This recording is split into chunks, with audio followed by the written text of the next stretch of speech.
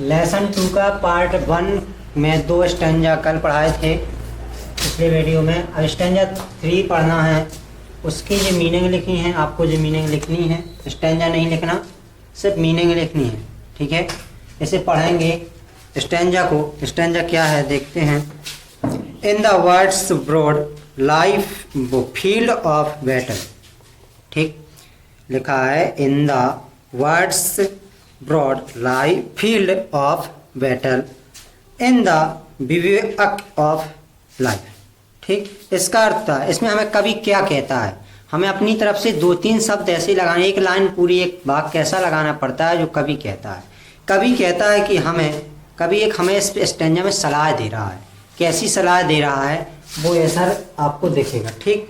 कवि हमें सलाह दे रहा है कि संसार में हमें कैसे जीना चाहिए, संसार में हमें कैसे जीना चाहिए।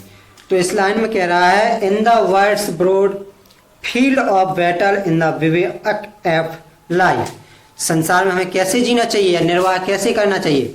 वह संसार की तुलना, पहली लाइन कह रहा है, वह संसार की तुलना युद्ध क्षेत्र या युद्ध क्षेत्र से कर रहे हैं, युद्ध क्षेत्र से करता है तथा उस भूमि पर देखो विवेक ऑफ लाइफ अस्थायी पड़ाव।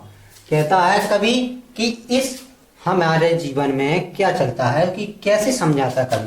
Words of broad life field of battle in the bivouac of field, कभी हमारे जीवन को एक युद्ध क्षेत्र का स्थल बताता है, ठीक। आगे कहता है कभी कहता है हमारा जीवन एक अस्थायी पड़ाव है। कैसा स्थान वो है, अस्थायी पड़ाव।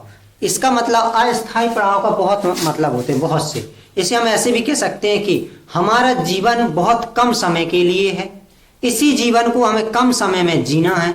इसी लाइन को दूसरी लाइन को कह सकते हैं ऐसे भी, ठीक। आगे तीसरी लाइन क्या कहता है, not be like driven cattle, हमें भेड़ बकरियों गूंगा की तरह नहीं जीना चाहिए, ठीक।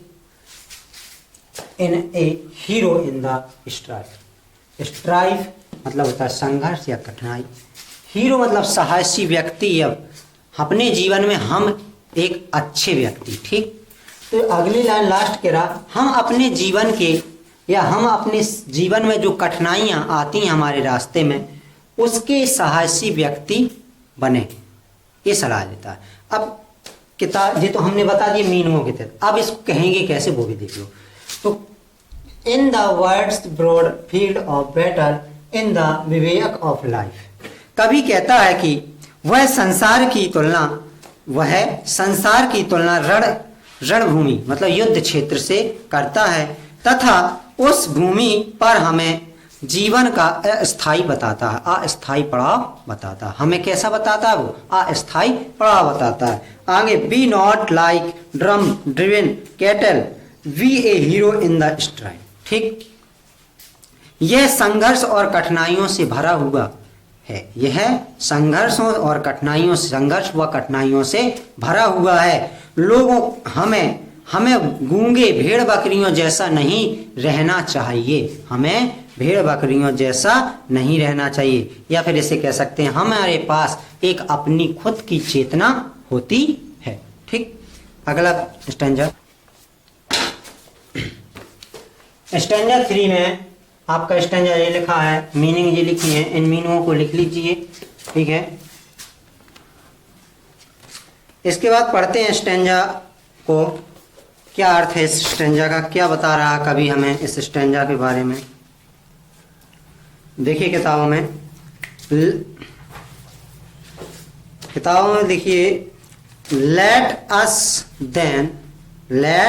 Then we up and doing with a heart for any fate still achieving still pursuing. क्या लिखा है, स्टिंग परसुइंग, ठीक। इसे पढ़ेंगे परसुइंग, ठीक। Pursuing learn to labour and to wait, ये स्टैंजा है, इसे पढ़ना है। देखिए कवि कहता है इस पद्यांश में, कवि क्या कहता है, क्या बताता है हमें कुछ प्राप्त करने के बारे में बताता है। इसका एक ही लक्ष्य है। यदि आपका स्टेंजा आता है पेपर में और आपको पोयम याद नहीं है, आपके पास एक ऑप्शन रहता है सेंट्रल आइडिया लिखने का। यदि आपको पोयम नहीं है या जो याद है पोयम वही आ गई तो हम स्टेंजा कैसे बना, सेंट्रल आइडिया कैसे बना, तो उसमें हमें कहता है इस यदि जी आपका बाई चांस आ रहा है तो इसमें हमें जी कह रहा है डूइंग, करने को, कुछ करने को कह रहा है, मतलब प्राप्त करने को कुछ कह रहा है, तो हमें कुछ प्राप्त करना। अब क्या अच्छा प्राप्त करवाएगा या बुरा, इसमें तो अच्छा ही प्राप्त कराएगा। ठीक है, तो इसे देखते हैं क्या कहता है। Let us then be up and doing with a heart for any fate. कभी कहता है कि हमें उपलब्धि की प्राप्ति के लिए संकल्प के साथ कठिन परिश्रम करना चाहिए।